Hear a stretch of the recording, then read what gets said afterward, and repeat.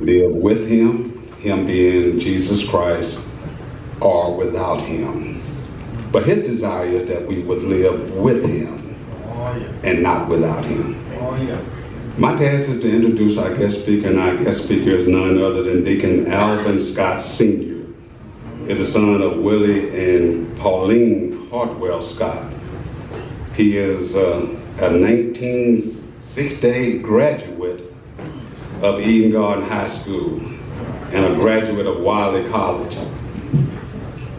He also is a graduate of the United States Air Force Leadership School and the prestigious Defense Equal Opportunity Management Institute. In 1972, he was married to LaVon Maureen Scott. They have 3 children, Sheila, Angela, and Alvin Jr. He joined the, hold on, let me get this right here. And he joined the United States Air Force in 1973 as an enlistee. He retired as a senior captain with 21 years of honorable service while serving in the United States Air Force. He earned the Meritorious Service Medal. He has 2 of those. Air Force Commendation Medal, he has 3 of those. National Defense Medal and Good Conduct Medal, has 4 of those. And numerous of units awards and recognition.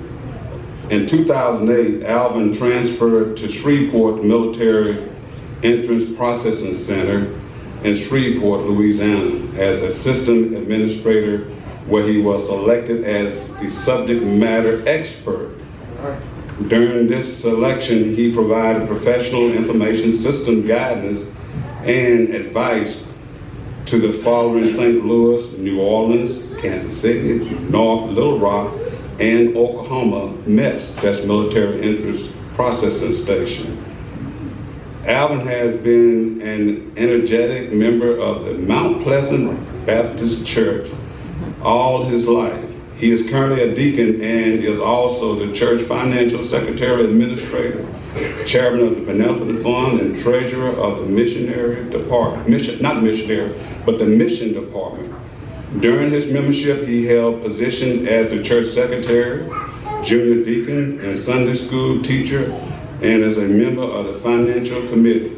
Alvin is a member of the Bossier Crime Sigma fraternity. Huh? Crime Stopper. I'm sorry, sir? Crime Stopper. Crime Stopper? Oh, okay.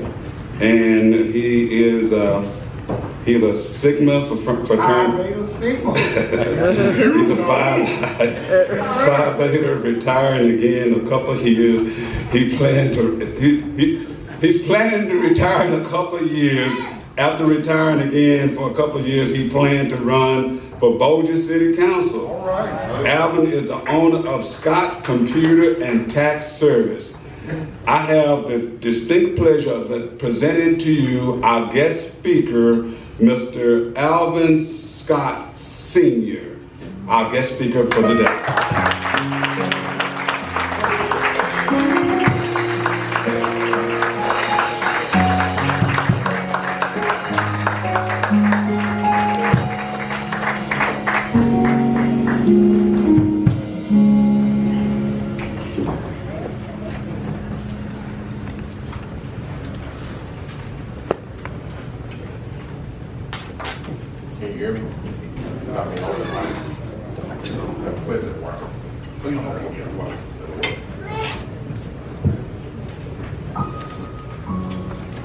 Good afternoon.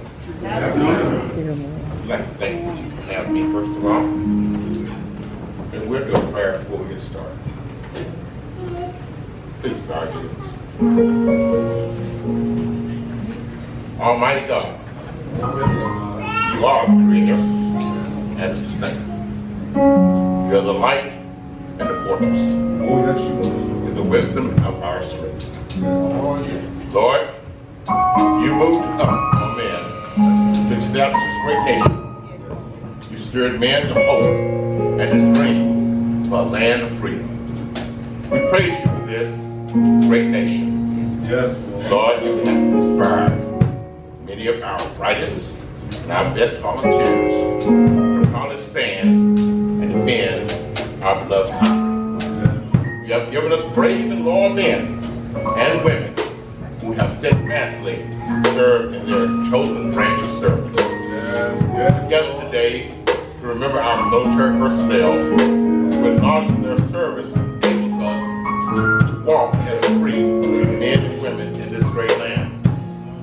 Lord, today we seek to honor your sons and daughters who have served, who have been serving and is serving our country.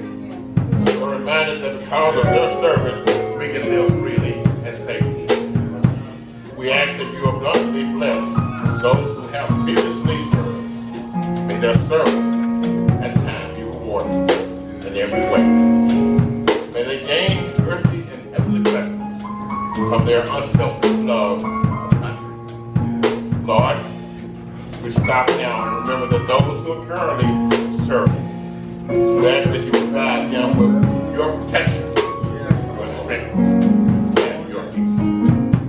We ask that you would abundantly provide all their needs. We ask that you would enable them to overcome every potential and professional obstacle. We also ask that you would protect their families from hurt and harm.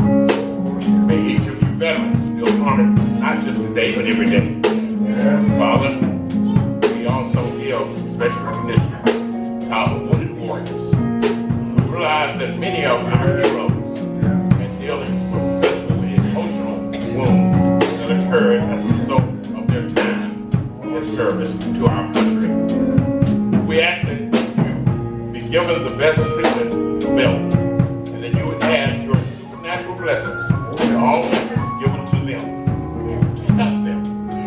We ask that you, Lord, would show them miracles, and they seek to gain health, stability, and hope. We pray these in Jesus' name. Amen. Giving honor to the pastor today, pulpit guests, members, visitors, friends, and my most honorable veterans.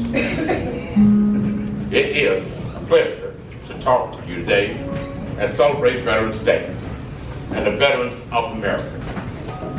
King David, who commanded armies and trusted in the Lord during times of battle, wrote in these words in Psalms 3, and I'm going to summarize some of this.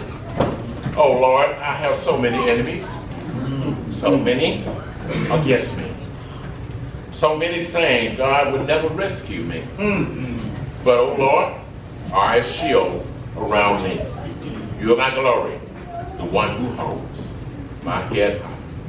I cried out to the Lord, and he answered me from the holy mountain. I lay down and slept, yet I woke up, for the Lord was watching me. I am not afraid of the 10,000 enemies who surrounded me to every tide. Arise, O Lord, rescue me, O Lord. Slap my enemies in the face.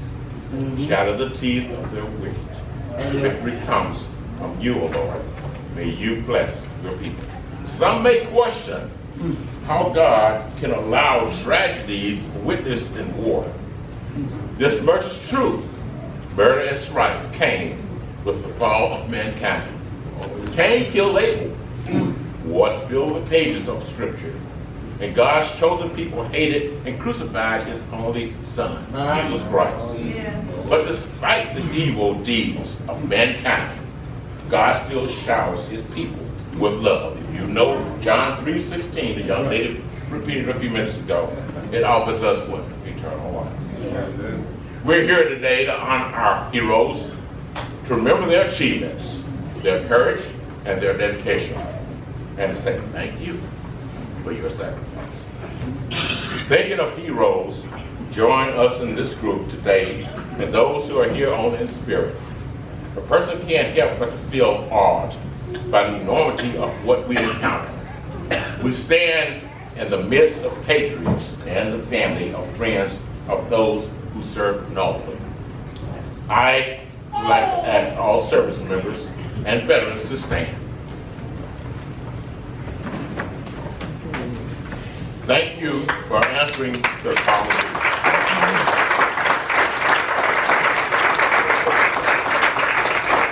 You have made our armed services, our armed forces, the most respected in the world.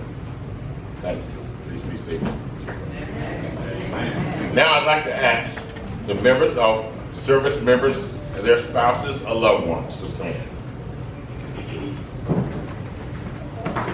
We know that you have lived through a difficult time and often taken the heavily loaded responsibility of taking care of home, putting out fires. Thank you for all you've done. Amen. Service members we honor today came from all walks of life. You may be seated. But they shared several fundamental qualities. They presented courage, pride, determination, selflessness, dedication to duty, and integrity. All the qualities needed to serve a cause larger than oneself. Many of them didn't actually leave home to fight on distant battlefields. Many didn't even volunteer. They didn't go to war because they loved fighting. Many didn't volunteer or was called to a bigger than themselves. They were ordinary people who responded in extraordinary ways in extreme times. They rose to the nation's call because they wanted to protect a nation which has given them so much. Since the first shots in Lexington and Concord were fired, a Revolutionary War began, and we know that we've had wars all over the place. We still have wars. Amen. Our American men and women have been answering that nation's call to duty all the time. Millions of Americans have fought and died on battlefields here and abroad to defend our freedoms and way of life today. Our troops today continue to make that ultimate sacrifice. And even as we lose troops, more Americans step forward to say, I do. I'm ready to serve. They follow in the footsteps of generations of fine Americans. Veterans Day was one time our Armistice Day. But back in, there was only basically to recognize people in World War I. So after we started having the Korean War and World War II and everything else, they changed it to Veterans Day, and that's where we are today. We have awarded many medals. As you notice, I have quite a few. To many soldiers. We've added their names to monuments. We've added their names to buildings. And we also honor them in bravery. But nothing can ever replace the hole that's left behind by our fallen servicemen. And no number of medals and ribbons can conquer the ones left behind. Today, people throughout the country will gather today to remember and to honor and to pay gratitude to those who have served. Our gathering is just one small spark in the flame of pride that burns across the nation today and every day. It is not a lot, but it's one small way we can honor you. I remember when I went into the service, it was not my choice. You see, I graduated from Wiley College. Actually, I graduated from high school when I was 15. I graduated from Wiley College when I was 18. I had no desire to go into nobody's service. I knew I had it made because I was the only child. But you know what? I was in the last draft call. Pauline Scott came to Wiley College to my graduation exercise, and she brought a letter signed by President Nixon. Welcome, you are now a member of the armed service. That was my invitation. Was I surprised? Yes. Did I want to do it? No. Did I try to escape? No. I remember reporting to the Air Force office to try to get a commission to stay out of the Army. Well, back then you got to understand that there were not that many black officers, so I didn't get that opportunity. I took my chances and went in the Air Force. I stayed in the Air Force and enlisted for approximately 6 years. I made it up to the rank of staff sergeant. And I applied for my commission, and at the same time, I was selected for technical sergeant. Well, it don't take an idiot to figure out I was going to go and select a second lieutenant and go to officer training school. which I did. With God's blessing, I was able to make the rank of Captain Senior. Went through officer training school, went through different schools, and now I look back at those 21 years in the Air Force, and you know what? It prepared me for real life. It would prepare me for life situations that I never thought I would have. Not only did it prepare me for real life situations, but it's probably one of the best things that ever happened to me without me even knowing it. What I'm saying here, God has a way of taking you down a path you don't even know nothing about. Amen. Veterans, you remember the oath, and it reads as follows. I, you state your full name, you solemnly swear that I will support and defend the Constitution of the United States against all enemies, foreign and domestic, that I will bear true faith and allegiance to the same, that I will obey the orders of the President of the United States and the orders of the officers appointed over me, according to regulation and uniform code of military justice. So help me God. Amen, brother. Now, some of us did not know exactly what that meant when we raised our hands. Will be soon found out. The night of basic training. As a retired officer, I now work, like he says, for the Shreveport Military Interest Processing Station here in Shreveport.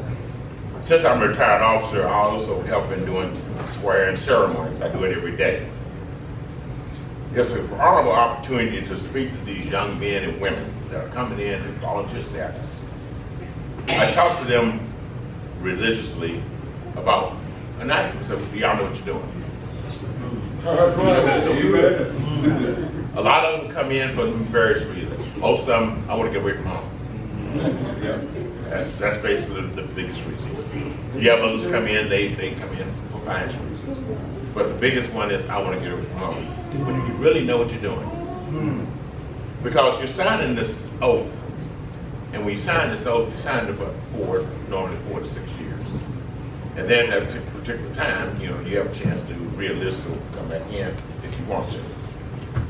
Veterans procedures now have changed quite a bit since you guys probably went through. Back then, when I went through, your family could not be with you during the enlistment processing. They dropped you off at the front door, and they went on about their business. Now we have luxury. We let you stay in with the family, stay there. Y'all can have iPads, you can have telephones, and everything else. You can even go to the airport with them. Okay? That's called the red carpet treatment. Okay? And that's what we strive for today to help our recruits. Because you got to understand now, we're dealing with what? Volunteers. Okay? And in doing so, the days have changed. It reminds me of an article when I asked these kids, do you really know what you're getting into? That was a Sergeant Kennedy. I was reading an article one day. Sergeant Kennedy had been to Afghanistan once.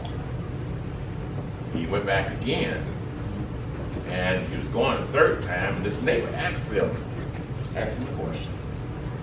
Man, what are you doing? Why are you returning back to the battlefield?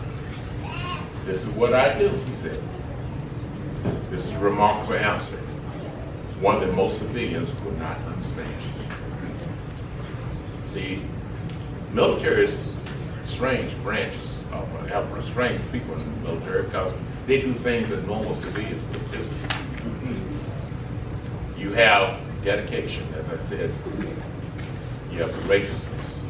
A lot of times these kids, like I said, they don't have a clue what they're getting into. But they soon learn that you're now protecting your country, and it's your responsibility. All Americans have a sacred duty to not only spotlight and sacrifice to the fallen heroes, our Gold Star families, our veterans, but we also thank the next generation of vets. Without their willingness to step forward in wartime, we would be at the mercy of the enemies, much like the evil men murdered my uncle and stole my friends from their loved ones. Those of us who have experienced war, finished, all have the responsibility. They all have nurturing, and they also are brave men and women of today. We are veterans, and that is what we do. We are veterans, and that is what we do.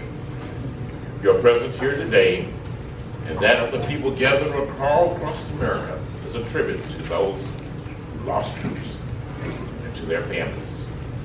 It is a way to say we remember you. From the soldiers who shivered and starved through the winter at Valley Forge, to the doughboys crouched in the muddy trenches of Francis, to the platoon who patrolled the hazy jungles of Vietnam, and those young men and women who patrolled and are now patrolling Afghanistan. Remember and honor them all. Thank you for attending today. God bless you. God bless your families. God bless all the troops. And God bless America. At this time, if you would, please stand. I would like to basically start off with a song. I am on the battlefield. Are you talking to the pianos over there? You ready? I can't sing, so you want to do it. Yeah, there you go. I am on the battlefield.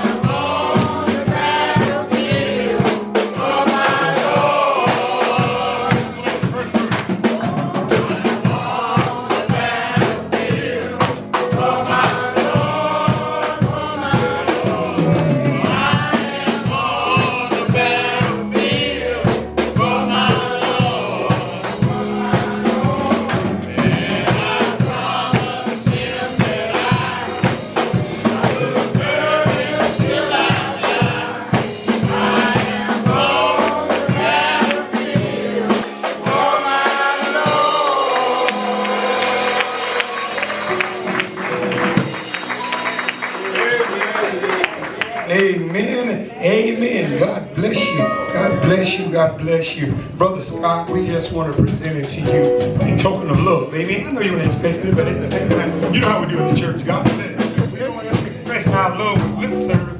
We have a tangible gift as well. We thank God for you coming and share your convictions of your Christ as well as your own personal testimony. As you served in the military yourself. You was a smarter man than me. You went Air Force. Amen. God bless. Deacon Scott. Amen. Amen. You may be seated in the presence of the Lord. Amen. How we thank God.